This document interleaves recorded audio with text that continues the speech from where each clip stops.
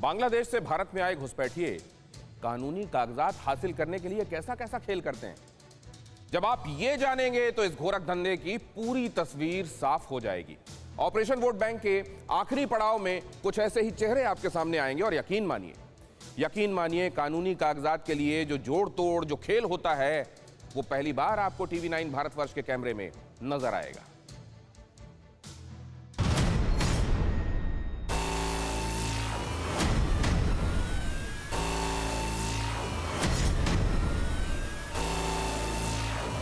ये सब सबूत है। अवैध घुसपैठियों के भारत में रहने का वो लाइसेंस है जो फर्जीवाड़े की बुनियाद पर टिका है। ऑपरेशन वोट बैंक को अंजाम तक पहुंचाने के लिए टीवी 9 भारतवर्ष के अंडरकवर रिपोर्टर अपनी अगली मंजिल की तरफ निकले, यानी नॉर्थ 24 परगना का हलदारपाड़ा इलाका। यहाँ भी कई बांग्लादेशी रहते हैं। यहाँ पहुंचकर हमने जो जानकारी जुटाई उसका सबसे पहला सबूत देखिए। वोटर कार्ड पर नाम कार्तिक रॉय का है। कार्तिक रॉय के पिता का नाम शंकर रॉय लिखा है। अब कार्तिक की पत्नी का वोटर कार्ड देखिए, नाम विनीता रॉय है और पिता का नाम शंकर रॉय ही है। मतलब कार्तिक का पिता ही उसकी पत्नी का भी पिता है।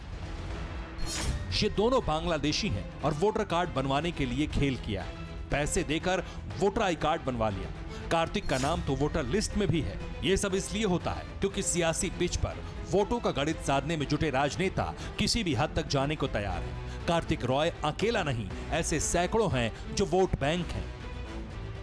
टीवी 9 भारतवर्ष की अगली मंजिल थी नॉर्थ 24 परगना जिले का ही हाबरा इलाका, जहां के रविंद्रापल्ली गांव में सैकड़ों बांग्लादेशी मौजूद हैं। ये कब बनाया? ये वोटर आईडी कार्ड कब बनाया? 1 साल মানে 1 বছর আগে না, এই প্রথম হলো। এটা প্রথম पहली कार्ड है। ठीक है, पहली कार्ड है। कब बनाया? इसी टाइम पे अभी बनाया? अभी बनाया। अभी 15 दिन पहले? कितने दिन पहले? हाँ, वो 2-3 महीने। चुनाव होने वाले हैं, शायद इसी को देखते हुए इन लोगों ने वोटर कार्ड बनवाया है। बहरहाल इस गांव में हमें एक बांग्लादेशी परिवार ऐसा भी मिला जिसका वोटर आई कार्ड सिर्फ बना ही नहीं बल्कि ट्रांसफर भी हुआ है। इसको 2018 में ही बन गया है। 2018 में ওখানে ছিল একটা নিষ্কট করেছি। वो मध्यमग्राम से बना हुआ है, ट्रांसफर किया यहाँ पे। अच्छा, पहले बन गया था, वो ट्रांसफर हुआ। हमें तब और हैरानी हुई जब एक ऐसा शख्स भी मिला जिसके घर वाले उसे तब लेकर आए थे जब वो सिर्फ 6 महीने का था, लेकिन आज वो वोटर है। कौन है? এই তো বসে। इसका भाई लगता है, ज्यादा लगते। आप भी वहीं से आए हो? जब आया 6 मंथ का था। अच्छा, 6 मंथ के थे। 6 मंथ का था। अच्छा, अब कितनी एज हो गई? अभी एज होगा 29 एज हो गया। पढ़ाई लिखाई यहीं से किया आपने? तो फिर आपका बन गया वोटर आईडी कार्ड? तुम्हारा बाबा माँ बाबा माँ कोথায় থাকে? पिताजी इधर ही है। पिताजी जब इसका 6 मंथ था एज तब चला है। अच्छा, आने के बाद फैंसी बर्गर भी फैंसी नहीं था, मतलब वही खेल के रास्ते। हाँ, खेत के रास्ते में आए। अवैध बांग्लादेशियों को वैध बनाने के गोरख धंधे में दलाल भी पूरी तरह से एक्टिव हैं, जो चंद रुपयों के लिए बिना डॉक्यूमेंट्स के भी वोटर आई कार्ड बनवा रहे हैं।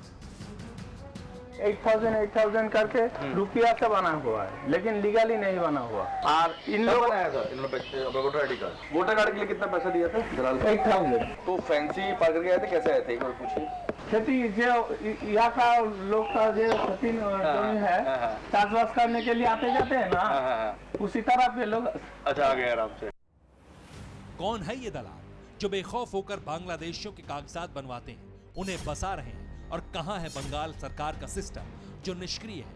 खैर, हमारी तहकीकात में अगला पड़ाव था बनगांव इलाके का बवालदाह गांव, जहां हमारी मुलाकात हुई तृणमूल कांग्रेस की पंचायत सदस्य अकलिमा मंडल से, जिन्हें पूरी जानकारी है कौन बांग्लादेशी है और कौन भारतीय। लेकिन हर बांग्लादेशी अवैध तरीके से अब वोटर कार्ड पा चुका है। पहचान पत्र बन गया आपका? हाँ, बन गया। बन गया, कब बना?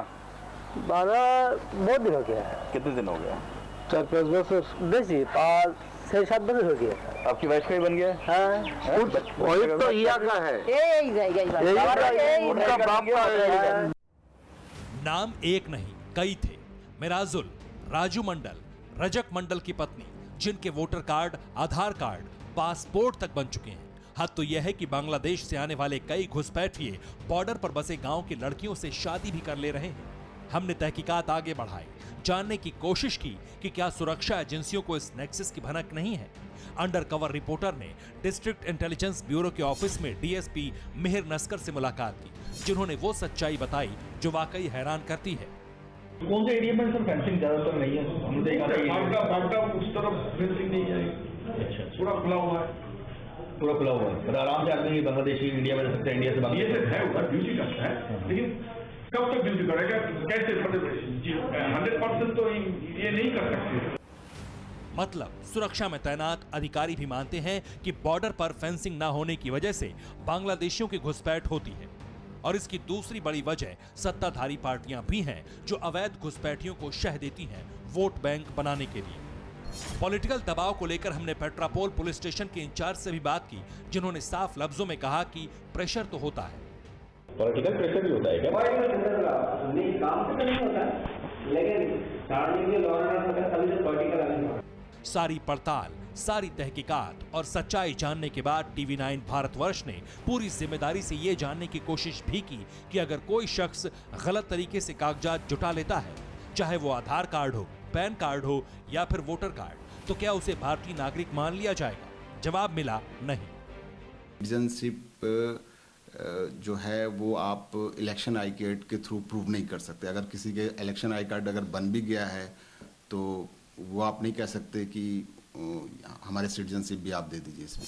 हजारों घुसपैठिए बांग्लादेशी जो बंगाल में हैं, वो नागरिक भले ना हो, लेकिन अगर वो चुनाव में वोट देते हैं तो यकीनन सत्ता किसके पास होनी चाहिए इस फैसले में अहम किरदार अदा कर रहे हैं। लिहाजा TV9 भारतवर्ष ने एक जिम्मेदार न्यूज चैनल होने के नाते ऑपरेशन वोट बैंक दिखाया, ताकि ऐसे घुसपैठियों पर लगाम लग सके और वोट बैंक का खेल खत्म हो सके। चंचल पाल के साथ उमेश पाटिल और फारूक निवाजी की रिपोर्ट, कोलकाता, TV9 भारतवर्ष। देश के सीमाई सूबे में सरकार बनाने की प्रक्रिया में विदेशी ताकत का हाथ, मामला बहुत गंभीर है। लेकिन क्या इसके लिए गंभीर कदम भी आने वाले दिनों में उठाए जाएंगे, या वोट के लिए सब कुछ चलेगा?